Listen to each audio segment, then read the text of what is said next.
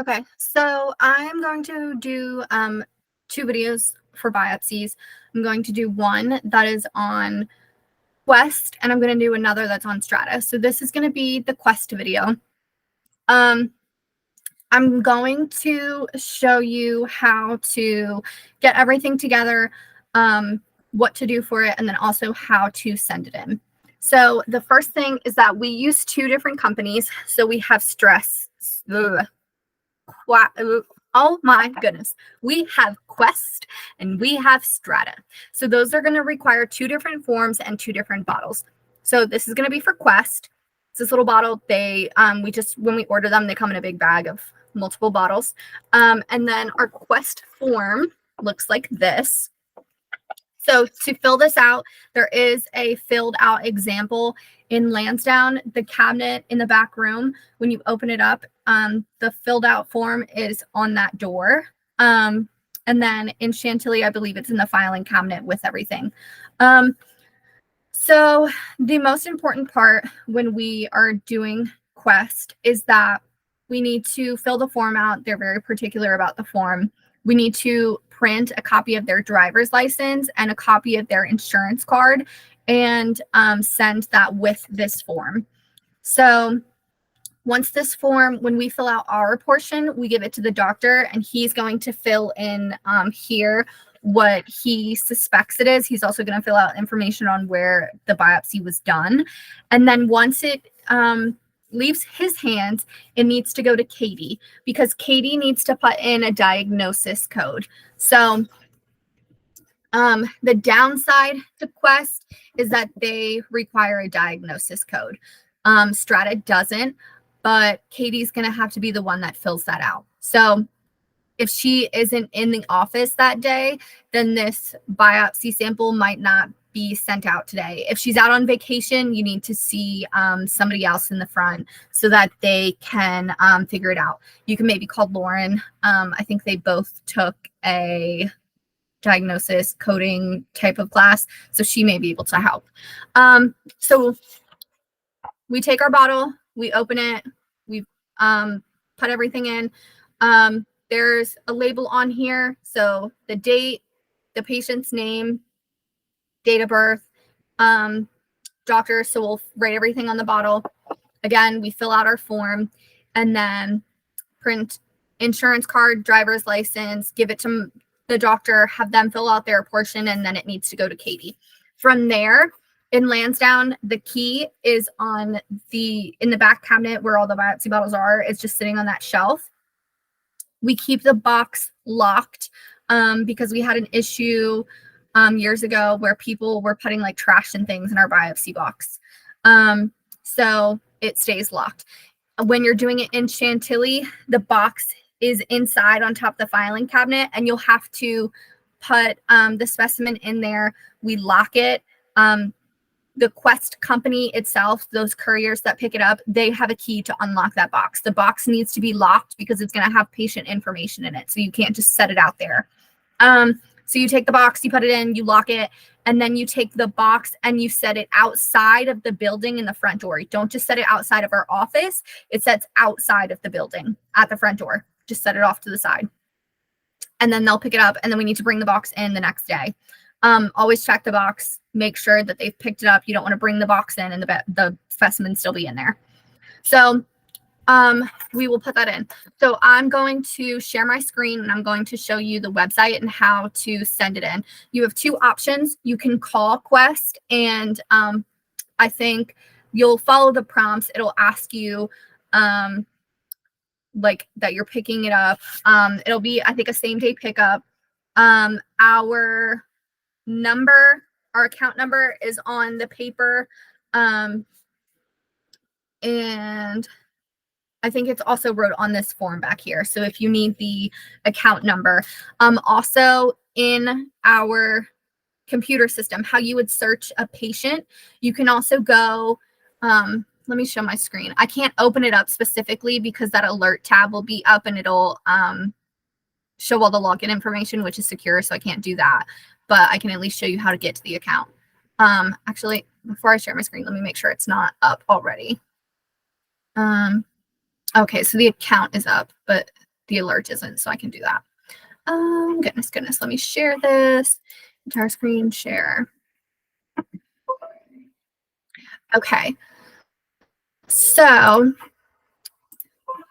we have an account that's a biopsy account. If I open up alerts, it'll show me all of it shows the account number for Quest for Lansdowne and the account number for Chantilly. So if you're calling it in on the phone and it needs the account number, that's where you can find it. All you would do is go to the search bar. You just search biopsy. And then I don't want to open it up because if I do, the alert's going to pop up and that has the information. But you would go into that account. That has our account numbers. It also has all the login information for online for Quest and for Strata. If you ever change it, you need to make sure that you go into that alert tab and you change that login so that everybody has it. So I'm going to, this is the Quest website. So if this is the easiest way to send in a specimen for pickup. So I just usually, like, you can Google Quest specimen pickup, the website questdiagnostic.com.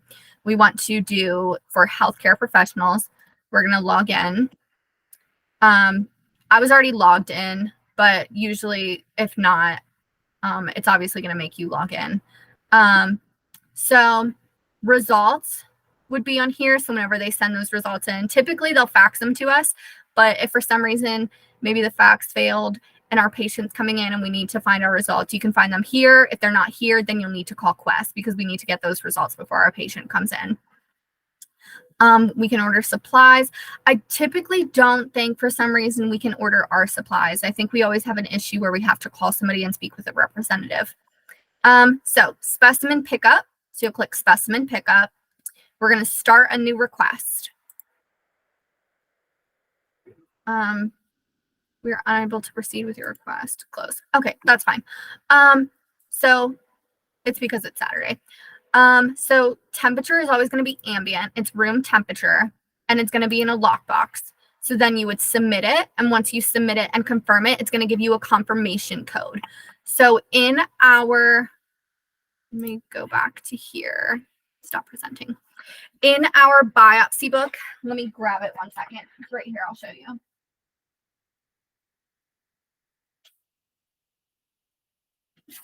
So we have our biopsy logbook. Once I open this up, let me just hide patient information. I don't want to show this because I don't want anything to accidentally show. In our book, we have a line on here that says date. That's going to be the date of the biopsy. It says patient's name. You'll fill in your patient's name. And then it says sent out. That's obviously going to be the day we send it out. Because like I said, if Katie's not in the office or we don't get that diagnosis code, then it might not be sent out the same day it was done. Your confirmation number is wrote in here. So like I said, once you confirm it on the website, it'll give you a confirmation number. You need to write that confirmation number down. And then it has a spot. I'll just hide the rest of this. A spot that says results. That's going to stay empty until we get those results back. It is a huge, huge deal that we follow up on biopsies because one, if our patient is returning for their follow-up appointment, we need to be able to give them the results. So typically they'll have a follow-up appointment 1 to 2 weeks after their surgery. And if we see we have a biopsy follow-up on our schedule, then we need to be making sure that we have those results. So you're always going through your schedule a week before, if not a day or two prior. So that way you can make sure that whatever is on your schedule, you're prepared for and you have everything, you have everything that you need.